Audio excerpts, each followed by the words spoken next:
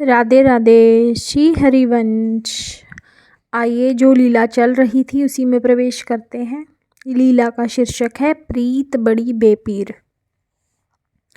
ये मुझसे कैसे बनेगा श्याम सुंदर। वंशीनाथ सुनते ही तन मन अवश हो जाते हैं। मेरा कार्य यहाँ तक हमने कल किया था। ये पद्मा कह रही है श्याम सुंदर जी को, जब वो कहते हैं कि तुम मुझसे पूछ लेना मंगल से शादी के लिए। अब आगे।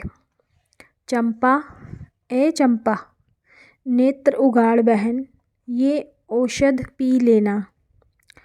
पद्मा ने चंपा को बिठाकर प्याली मुख से लगाई।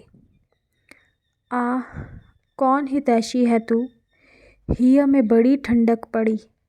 नयन उगाड़ बावरी, मैं पद्मा हूँ। श्याम सुंदर ने औषध भेजी है। श्याम सुंदर, हाँ वह श्याम और सुंदर भी था, किंतु जाने कहाँ खो गया वह। तूने उसे देखा है कहीं। देख बहन, ऐसी ही बातें करती हैं।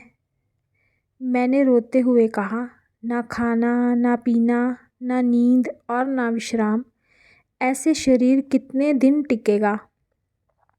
ए बाबी, तू रो मत, बाहर जा, मैं इसकी मांदनी मिटा दूंगी। पद्मा बोली। मैं उठकर बाहर चली गई, किंतु 2 घड़ी भी नहीं बीती और देखा पद्मा चंपा का हाथ पकड़ अपने घर की ओर जा रही है। ये देख, हम सास बहू के मुख आश्चर्य से खुले रह गए। कन्हई ने औषध तो बहुत अच्छी दी, सास जी बोली। हाँ, चंपा उदास तो है पर दिखती बली चंगी है। मैंने कहा, भगवान भोलेनाथ कन्हई को 1000 वर्ष की उम्र दें। हम दोनों ने हाथ जोड़कर सिर झुकाया। चंपा को अपने घर लाकर मैंने, ये पद्मा खुद कह रही है, चंपा को अपने घर लाकर मैंने उसकी सारी कथा सुनी। मेरी गोद में मुख छिपाकर रोते हुए उसने सब कह सुनाया। कैसी बोली छोरी है। जो मैं तुझे तेरा भूत दिखा दूँ तो। मैंने पूछा। बहन, मैं तेरी दासी बनकर रहूँगी। चंपा ने मेरे पाँव पकड़ लिए। सच सच बहन, तूने उसको देखा है, बात की है उससे। नहीं, उसे देखने के पश्चात कुछ और देखना अच्छा नहीं लगता। उसकी वाणी सुनने के पश्चात और कुछ सुनने को जी नहीं चाहता। और वह स्पर्श, चंपा की वाणी रुक गई। देह वल्लरी कांप उठी, रोमावली उत्थित हुई और नयन मानो अनवरत मुक्तावर्षण करती सीप हो गए।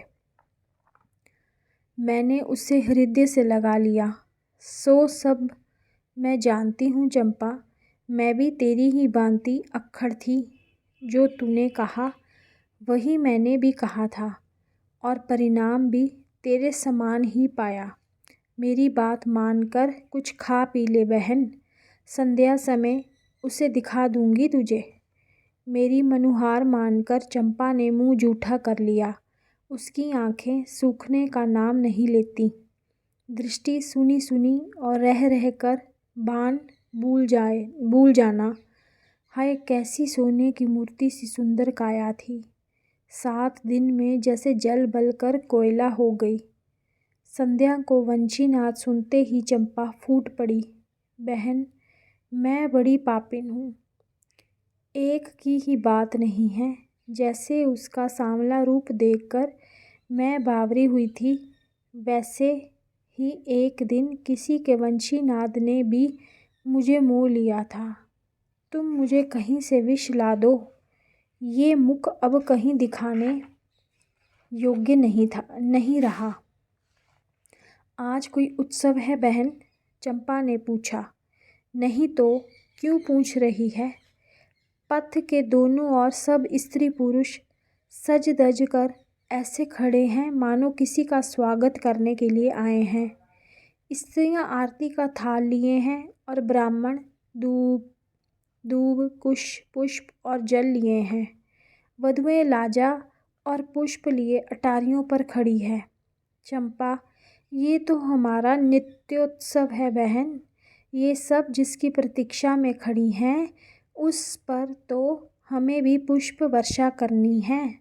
सम्मुख झरोखों में देख, एक भी खाली नहीं है। तेरे मेरे जैसी रोगिणियां यहीं से दर्शनौषधि पाती हैं। वंशी पुनः बज उठी। चंपा ने असंयत हो मेरी बाह थाम ली और कातर दृष्टि से मेरी ओर देखने लगी। मैंने प्यार से उसका मस्तक अपने कंधे पर टिका लिया और नेत्र भंगिमा द्वारा उसे आश्वासन दिया। उसने निश्चिंत होकर जैसे नेत्र मूंद लिए। ध्वनि धीरे धीरे समीप आई। हृदय जैसे वक्ष फाड़कर पथ पर कूद पड़ना चाहता है।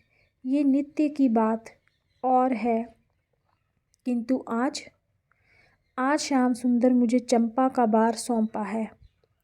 आज श्याम सुंदर ने मुझे चंपा का भार सौंपा है। चंपा, देख बहन, नयन उगाड़, ये देख। पर कौन सुने। चंपा पत्थर बनी मेरे कंधे से सिर टिकाए बैठी है। अब मैं क्या करूं, कैसे चेत कराऊं। ए चंपा, देख तेरा ये यमुना तट वाला भूत। मैंने उसे पूरी की पूरी झंझोड़ दिया। देख देख तेरा भूत। ए क्या। चंपा के नेत्र उगड़े तो मैंने उसका मस्तक झरोखे से लगा दिया। जैसे ही उसकी दृष्टि श्याम सुंदर पर पड़ी, देह थर थर काँप उठी। आश्रय के लिए उसने मेरी ओर हाथ बढ़ाया। मैंने उन हाथों में लाजा, पुष्प और दुर्वांकुर थमा दिए। इनकी वर्षा कर नयन लाभ ले बहन। मेरे साथ ही उसकी अंजलि भी छूटी। उधर से प्रक्षिप्त हुए वन केतकी के पुष्प हम दोनों के अंक में आ गिरे। ऊपर उठे उन दृगों की वह चितवन, वह मुस्कान। चंपा आनंद विवल हो मेरी गोद में लुढ़क पड़ी। कुछ समझी बहन। यही व्रज राजकुमार है जीजी। इनके लिए क्या कहा था तूने। उत्तर में चंपा धीरे से हंस दी। तुम ही कहो जीजी, सृष्टि में इतना सौंदर्य संभव है। नहीं, और कहीं असंभव नहीं है। विश्वास नहीं ना। तुम सच ही कहती हो जीजी। उसके नेत्र नीचे हो गए। जीजी ने भी कुछ ऐसी ही बात कही थी। सौंदर्य महासागर को देखकर डाबर देखना नहीं सुहाता, किंतु उस समय अपनी समझ के अहंकार से मैं अंधी थी। आज से तुम मेरी गुरु हुई जीजी। चंपा ने झुककर मेरे पैरों पर मस्तक रख दिया। ये क्या बावरी। हाँ जीजी, तुमने मुझे नया जन्म दिया है। निर्धन को धनी और मुझ अंधी को प्रकाश दिया है। कितनी मूढ़ थी मैं, तू नहीं जानती चंपा। श्याम सुंदर ने ही मुझे तेरे पास भेजा था। चंपा सुनकर अवाक हो गई। एक बात पूछूं, मैंने कहा। उत्तर में चंपा ने नेत्र उठाए। तू इस व्रज में रहना चाहेगी। चाहने से क्या होगा जीजी, ऐसा भाग्य कहाँ है मेरा। तेरा विवाह यहाँ हो जाए यदि। विवाह। वह चौंक पड़ी। नहीं जीजी, मुझसे दोहरा जीवन न जिया जाएगा। कहीं तो होगा ही। नहीं होगा, मैं मैया को मना लूँगी। अब इससे अधिक और क्या पाना रह गया। किसके आश्रय कटेगा जीवन। आश्रय की क्या अटक है जीजी, सब कुछ मेरा ही तो है।